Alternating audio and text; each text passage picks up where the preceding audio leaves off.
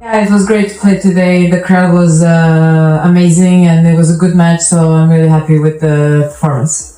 I didn't have that many wins and matches recently. Sobrang di ko pa mapaniwala. Maraming salamat sa suporta. Sana patuloy yung... Kamusta mga kapang Pinoy? Surprise! Excited na akong imbitahin kayong lahat na manood sa mga laban ko. So, I think that I was able to get my groove the longer I was on court. I thankfully ended the match, I think, playing better than I started, so... Disorder in Manila. Star banned tennis for demeaning the Philippines. Alex Eala's brutality retaliation, the top seed was removed, and startling outrage. Greetings again to your front row seat at tennis to all the drama, magnificence, and total crazy happening in the tennis world just now. And if you were listening, today, we anticipate just another routine update on the tournament. Are you in? For a crazy trip. Since what just happened, there's the kind of commotion down in Manila that screenwriters were unable to make up if they did try. We are discussing career ending. Bans, 3 years of revenge matches in the making, and a startling upset it has all of the tennis world. They're rushing to revise their brackets. Yet before we jump right into this total storm of controversy and amazing tennis, I must pause for take a moment and say something from the chest. We just reached 4,000 subscriptions. 4,000 of you amazing people have opted to participate in this tennis family, and honestly, we are taken aback. Each and every comment, like, subscriptions, and shares mean the world. For us, we are able to bring because of you. You stories like these, and we promise we've only just begun. Hence, from thank you to all of you at Champions Tennis. I appreciate your belief in what we're creating. If you're new here, then and your first video with us is this one. You're welcome to the family because you choose the most crazy day to participate in the event. The Philippine Women's Open has merely brought heartache, scandal, victory, and controversy combined into one explosive package. Also, I'm going to explain it all to you. Now, get your preferred beverage, at ease, and let's get right to it. Into the storm's core. We need to begin with the narrative that is unquestionably dominating the news at the moment. What tale involving tennis players, fans, and pundits worldwide choosing their jaw off the ground. This is the debate that will be discussed for decades. The type that shifts careers and enduring reputations. The Tennis Federation recently handed down what many consider to be the most terrible penalty in the history of the competition. Also, the object of this unparalleled disciplinary action is the same as Eala. Now, if you're seated, they believe this is about a straightforward code infraction or possibly a racket smash that became a bit too combative.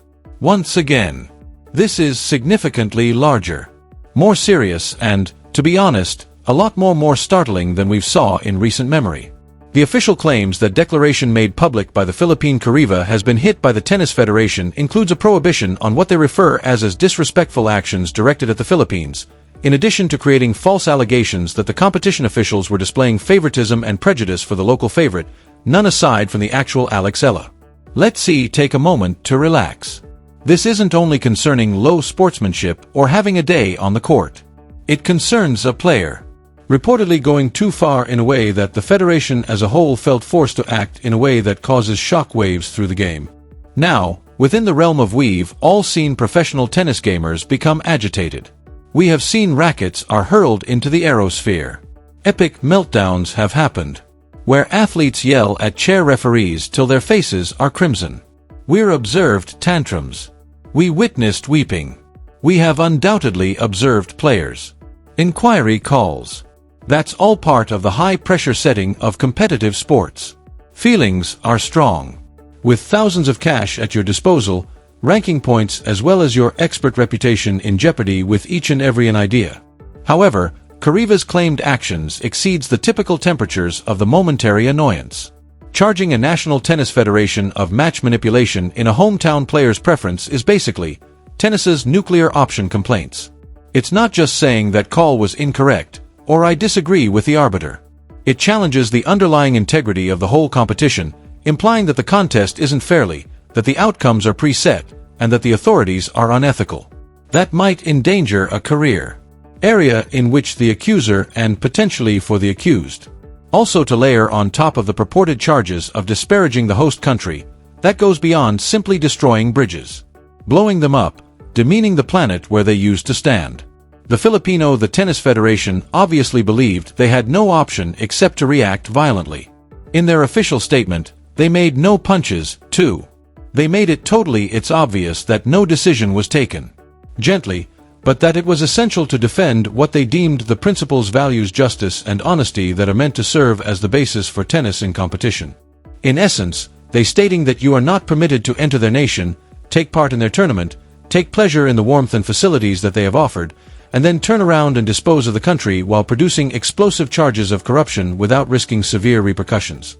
The line is a message for each player in the sand in the draw, with each participant observing around the world that there are borders that you just can't go over.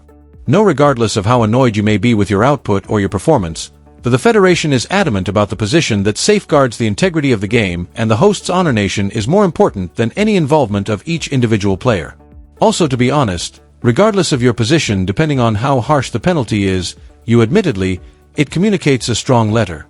However, this is where the tale becomes increasingly intricate and multilayered. What the tennis community is completely polarized. On that, social media is blazing with hot takes, disagreements, and debates across all directions. From one angle, you've caused the Federation to get praise for adopting a stance, for not allowing rude conduct slide, as well as for safeguarding the authenticity of the rivalry and the recognition of the Indonesia. These proponents contend that sports ought to be more than gains and losses.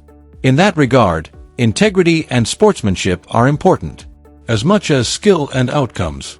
They make it clear that, if you're going to compete internationally, you need to be a considerate visitor in any nation is taking you in. And that creates inflammatory charges lacking evidence. Evidence is destructive and careless. They believe that this prohibition is a vital deterrent, something that will enable players to reconsider before allowing their frustrations escalate into offensive or accusing actions.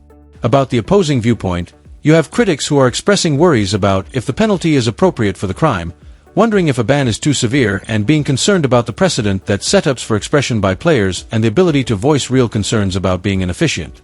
These detractors claim that although Kuriva's purported remarks may have been improper or inadequately considered, players ought to have some freedom to voice dissatisfaction with officiating without worrying about career implications. They have crucial questions. Queries concerning the location of the line between defending a competition's reputational damage and maybe silence players who could have real resentment. The truth, as it frequently does, very likely, reside in the intricate middle. What is known about there's little doubt that the Philippine Tennis Federation believed that Kuriva's actions crossed a very important boundary, and they replied with what is undeniably the worst punishment they could impose lower. Will history assess this? Judgment as suitably solid or too harsh is yet to be determined, and it will probably depend on specifics. Things the general public may never completely aware. Which particular terms were used? In what circumstances were attempts to settle the matter before it elevated to this degree? They're queries that could or might not be replied in the coming days and weeks. What we can be confident of is that this dispute has had a lasting impact over what ought to be a commemoration of women's tennis in the Philippines. Rather than the headlines being about outstanding tennis and motivational performances, there's this gloomy shadow of controversy and scandal looms during the whole competition. And even as the coordinators and officials are presumably expecting that the narrative fades and the real tennis is once again the main focus, this will undoubtedly be a subject of conversation in changing areas, push conferences and tennis media for a while. However, as they say, the world of amusement, the show has to continue. And in spite of the controversies that surrounding the competition, the real tennis being played on the courts of the the Memorial Tennis Center is simply amazing. Also, no one, and I mean nobody, has embodied the spirit more than the competitor in this competition. The golden girl of all time was the object of tennis in the Philippines, the local hero Eala herself. Should there ever be any doubt about whether Eala could handle the intense pressure to perform in front of her local audience with the entire country's dreams and aspirations based on her shoulders, she merely responded to those queries using one of the most outstanding performances we've witnessed from her in recent memory. Eala gave a punch. Her pass to the semi-finals of the Philippine Women's Open, WTA 125. Also, the method she used was nothing short of fantastic. However, prior to entering the specifics of the actual game, we must discuss the context because this was more than just Alex's match. It was intimate. Himeno was her rival. Japanese Sakitsum. If that name sounds familiar to devoted followers, there's a very excellent reason for that. 3. In 2023, many years ago, at the Japan, these two players squared off in the open. Also, Sakam prevailed in the end, delivering a loss that obviously stayed with the youthful Filipina. 3 years ago, that loss has been sitting in the back in Eala's head. A small whisper that reminds her of unresolved issues, a score that required settling. As a result, when the draw Saxum's name appeared in Eala's portion, it's likely that she circled that coincide with her mental schedule. It wasn't merely moving on to the next round or gaining points for ranking. This has to do with getting even. Redemption, about demonstrating the A loser from 3 years ago, is not the identical athlete entering the court now. And the packed house at the Rizal Memorial Tennis Center could feel it in midair. The power within that stadium prior to the first ball being the impact was tangible, nearly tremendous. Every individual in those stands were aware of their impending witness, something great. But this is the issue with retaliation matches and intense emotional exchanges. Seldom do they go as planned, particularly in the early stages, and this rule applied to the match as well. When Sakitsum and Eala strolled across when they passed through center court their warm-ups and the umpire called for play to start, what came next was not a fluid, commanding performance by the get-going. Not near at all. What we have was an absolute conflict instead, a knockdown drag-out conflict that featured the throng on the brink of their chairs, and Eala's coaching staff most likely received some fresh gray hair. The game began like a roller coaster that has managed to escape its paths. Sakitsum emerged, swinging wildly for the fences, obviously resolved not to simply roll over and let Eala have her retribution match without a struggle. She grabbed for the starting match with a forceful, self-assured act. For a brief period, you could nearly observe the anxiety spreading among the throng. Would this be the end of 2023? Once more. However, if Eala isn't a battler. And she retaliated right away, retaining her serve during the second match and making it apparent that she would not fold when compressed. What ensued was some of the most intense exchanges tennis you'll witness at this caliber of contestation. It was a seesaw struggle, neither player being able to take command and force their strategy on the other. Sakitsum was acting irrationally, pushing Eala to her breaking point, pushing blunders and making the young Filipinos certainly work harder than she does. Wish to for each and every point. Each Eala would hit a winning shot that sent the throng into a frenzy. Sakitsum would respond immediately with a great her own shot. There was tension. Completely oppressive. You observed it. In the manner that the players' body language, they battled for every square inch of court, as neither was prepared to let the other person have it easy. What the absolute hinge point, a critical moment of the whole game, began when they were locked at 4 games throughout the first setup. In the 7th match, Eala was helping. If you've ever engaged in, you are aware of competitive tennis. Serving when the set is on the line is among the most intellectually difficult circumstances in the sport. The way you, the opponent, is looking for a way out. What mob is going berserk and your own mind begins manipulating you. Eala, too, discovered herself in the terrible situation. With any server, she lagged behind and abruptly, I was looking down the barrel of 4 instead of just 1, 2, or 3 breakpoints to increase Sakitsum's chances to disrupt serve and place herself in position to complete the set. If Sakitsum advances after winning that game 5-4 and is used during the initial setup, it would have changed the momentum substantially, and it's unclear how the game would have played out. What the former Alex Eala, who was defeated by 3 years ago, Sakitsum might have broke under that kind of strain. However, the struggle is the new Alex Eala. Tested, more robust version of herself, which has been created using years of tennis as a professional. What she did at the time was nothing short of exceptional. But she also displayed a charming sense of humor and self-awareness when she informed the media, says she hopes supporters continue to support she. However, she grinned and said that she recognizes that they could need to reconsider that support if she ends up confronting Alex Eala in the competitions. It was the ideal acceptance of the truth of the scenario. The Filipino fans adore quality tennis, and they've displayed deference and gratitude for each and every player.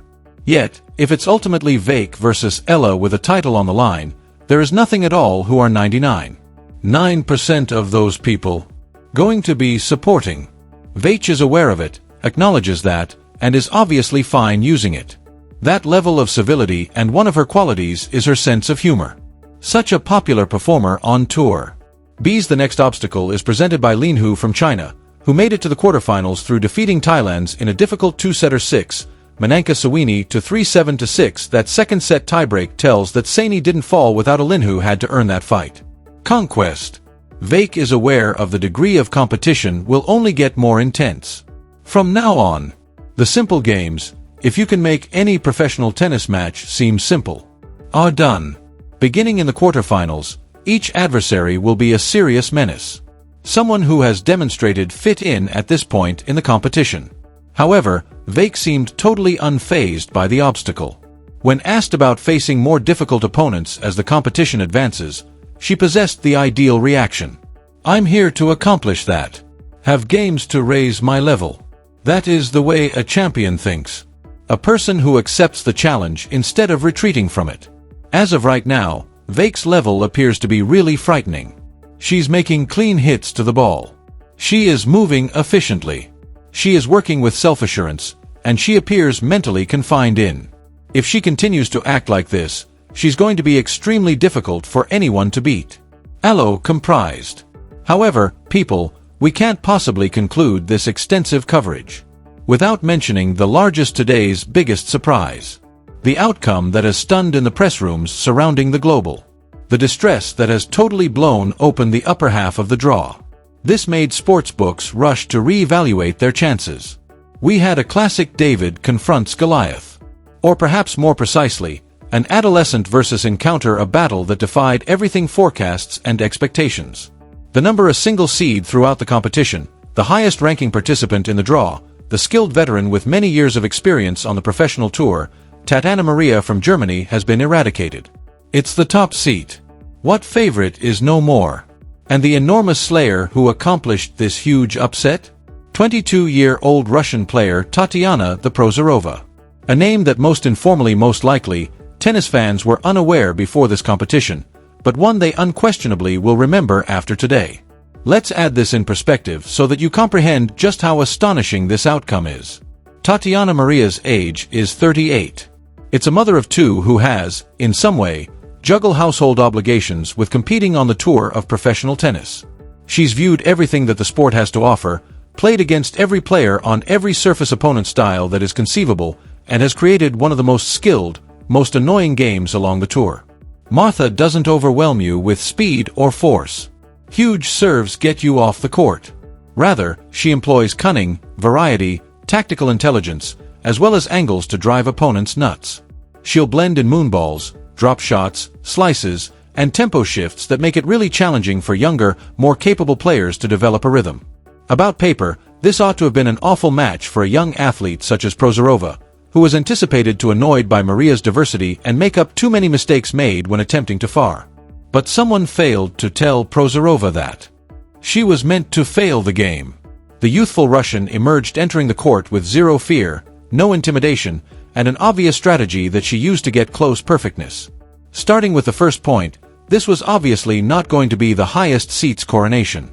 When Prozorova needed it, she became combative. To remain patient when the situation called about it. Above all, she relocated. Running across everything like a gazelle, Maria attempted to toss at her. Firstly, it was an all-out battle of attrition. Neither player is prepared to budge an inch, both battling fiercely for each single point. There was obvious tension, while the games ticked by with neither able to ensure a final break.